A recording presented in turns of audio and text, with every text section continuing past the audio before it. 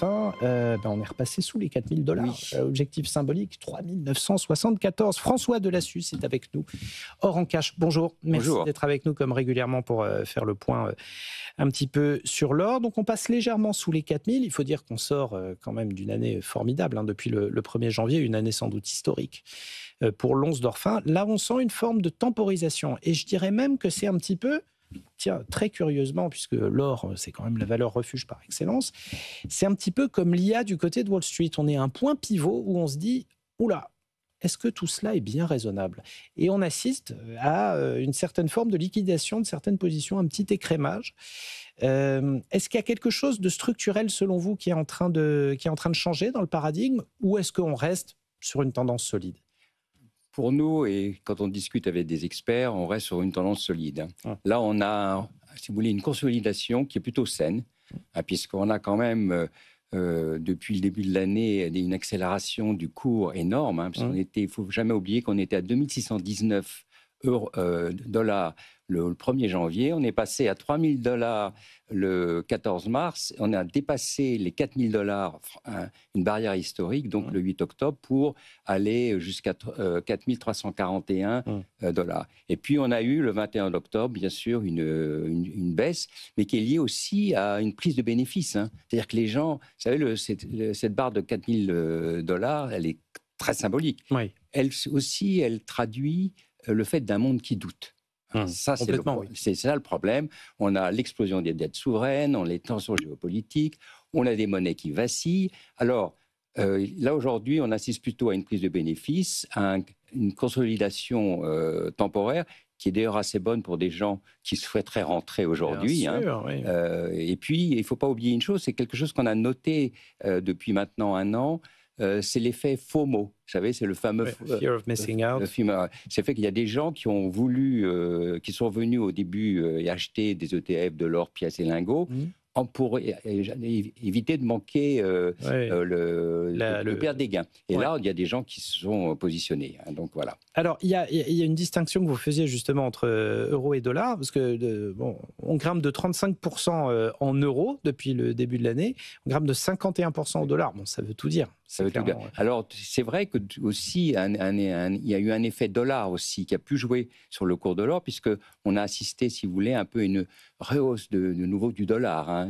Tout à fait. Dernièrement. Absolument. Et donc, c'est ça qui explique aussi une baisse du cours, peut-être aussi en dollars. Par contre, en euros, on reste élevé. Voilà. Oui, et puis 51% depuis le début de l'année, 35%.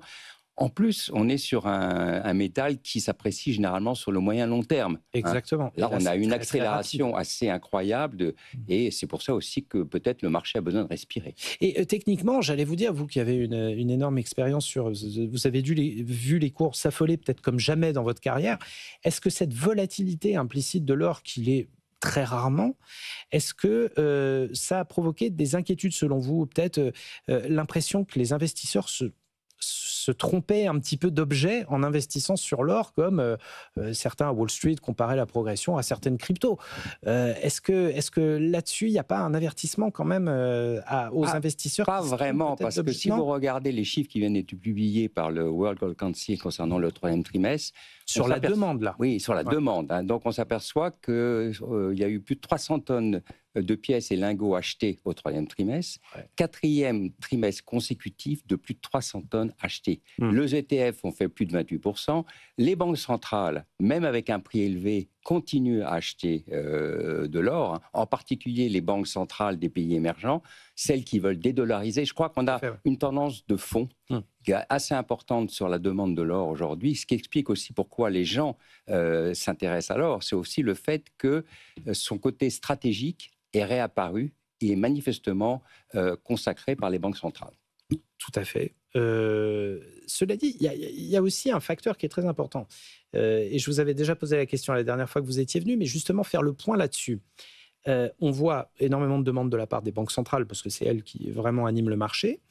Il y a aussi une certaine demande industrielle qui peut expliquer la très forte solidité des cours de l'or. Est-ce que la demande des particuliers commence à avoir un poids dans l'évolution des cours, ou est-ce que c'est encore quelque chose qui a tendance à peut-être anticiper des tendances, mais... la demande des particuliers, elle a un poids, parce que quand vous prenez 300 tonnes d'or au 3e trimestre, 4e consécutif de demande, plus de 300, ça veut dire qu'on va arriver à 1000 tonnes, a priori, de pièces et lingots. Et les pièces et lingots, c'est essentiellement des particuliers. Oui, voilà. Alors... Donc là, on a vraiment un effet qui joue. Alors, sur la demande, les banques centrales, on est presque à 1000 tonnes. On sera peut-être moins cette année, mais on est quand même sur des records d'achat. Les ETF qui sont repartis, les ETF, on a plus des investisseurs opportunistes qui jouent sur la hausse et qui font du hedging, etc. Voilà. Mais les pièces et lingots, aujourd'hui, c'est quelque chose qui devient important pour les particuliers. Et puis, je rappelle souvent que l'intérêt pour les particuliers de posséder de l'or ou des valeurs refuges, c'est aussi de pouvoir se positionner sur d'autres produits plus risqués. Et c'est ça qu'il faut aussi garder, parce qu'on parle valeur refuge, mais je pense aussi que dans l'esprit de beaucoup d'investisseurs, pour ceux qui ont des portefeuilles, l'intérêt de l'or, justement, c'est d'avoir cet actif qui n'est pas corrélé, ou très peu corrélé, aux principales classes d'actifs financiers. Ce qui est intéressant, si vous voulez. C'est pas simplement valeur refuge, c'est que l'or fait partie aujourd'hui de réflexions stratégiques de diversification de portefeuille. Ça, c'est effectivement très, très intéressant. Alors, on a vu, je repars sur la demande des particuliers, sur les années précédentes, il y a toujours des effets saisonniers, notamment du côté de l'Inde et du côté de la Chine, qui expliquent la hausse de la demande particulière. Là, ça va au-delà, parce qu'on sent que c'est aussi une optique générale, une dynamique d'investissement qui commence à intéresser les clients européens, peut-être les clients américains aussi, qui ont non seulement envie de se protéger, mais aussi investir sur un actif qui va prendre la valeur, qui ne va pas verser de coupons, non, on est d'accord, mais qui n'est la dette de personne et qui va prendre de la valeur. Et d'ailleurs, ce que vous dites, c'est, quand on regarde les chiffres qui ont été publiés par le World Gold Council, cette demande de pièces et lingots, elle émane surtout de l'Europe et des États-Unis. Très intéressant. Vous savez qu'il faut savoir, en Inde, les Indiens sont toujours intéressés par l'or. Ils regardent beaucoup aussi la parité de cours. Entre dollars, roupies, etc. Donc là, on a une demande, si vous voulez, d'épargnants européens et américains qui a, si vous voulez, tiré la demande consommateur pièces et lingots au 3e trimestre. Et donc là, sur des cours qui consolident un petit peu, qui reculent un petit peu, vous pensez que c'est un nous le voyons très bien. Nous, on voit dans notre réseau des gens qui achètent, qui ont acheté beaucoup, et puis il y a des gens qui ont vendu, puisque c'est ça qui est intéressant. On est un marché sur deux ça, c'est intéressant éléments. aussi, parce que voilà, on saisit aussi les opportunités à un peu plus court terme. Là, je pense qu'on va avoir aussi peut-être des achats opportunistes avec une baisse du cours de l'or. Voilà. Ok, bon, mais très bien. Mais on va surveiller un petit peu. Donc là, effectivement, on est sous les $4000. Merci beaucoup, François Delassus. Or en cash. Merci d'avoir été avec nous pour ce point régulier sur l'or.